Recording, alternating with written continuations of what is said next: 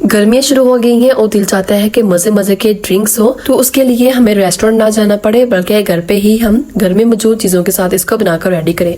तो आज मैं आपके साथ बहुत ही मजे का ओरियो मिल्क शेक की रेसिपी शेयर करूंगी। किचन में मौजूद चीजों के साथ हम इसको बनाकर रेडी करेंगे और ये इतना टेस्टी होगा, इतना मजे का होगा कि आप डेली बेस पे इसको बनाकर इंजॉय करेंगे। इसे बनाने के लिए सबसे पहले हमने ओरियो बिस्किट ले लिए हैं जो कि कुछ इस तरह के हमें मार्केट से मिलते हैं। तो यहाँ पर हमने एक ब्लेंडर जग ले लिया है, इसके अंदर हम सारे ओरियो बिस्किट शामिल कर देंगे और अब हम इसके अंदर 3 टेबलस्पून आइसक्रीम शामिल करेंगे। यहाँ पर मैंने कुल्फा आइसक्रीम का इस्तेमाल किया है, आप कोई सी भी फ्लेवर की आइसक्रीम यहाँ पर इस्तेमाल कर सकती हैं।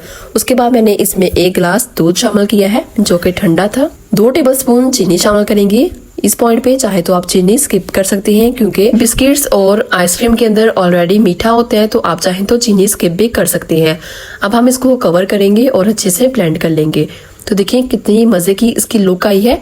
अब हम इसको एक ग्लास के अंदर प्रेजेंट करेंगे। अच्छा, इसी तरह से हम इसको ग्लास के अंदर ऐड नहीं करेंगे, थोड़ा सा हम ग्लास को भी डेकोरेट करेंगे ताकि बिल्कुल हमें रेस्टोरेंट जैसी वाइब्स आए।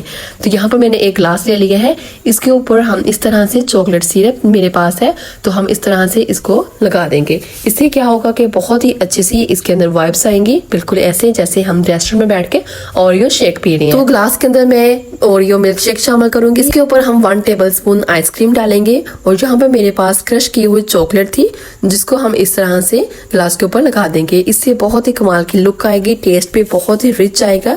आप भी एक दफा इसको लाजमी ट्राई कीजिएगा, आपका मजा आ जाएगा। टॉप पे हम दोबारा से चॉकलेट सिरप की टॉपिंग करेंगे। तो देखिए माशाल्लाह से बहुत ही परफेक्ट ये लग रहा है, देखने में ये बहुत ही मजे का है। जब हम इसको लेंगे तो हमें मजा आ जाएगा। इसी तरह का हम एक और ग्लास रेडी कर लेंगे। तो देखिए माशाल्लाह से बहुत ही परफेक्ट ओरियो शेक बनकर रेडी हुआ है, जिसे हमने बगैर मेहनत के 2 मिनट के अंदर बनाकर रेडी कर लिया है।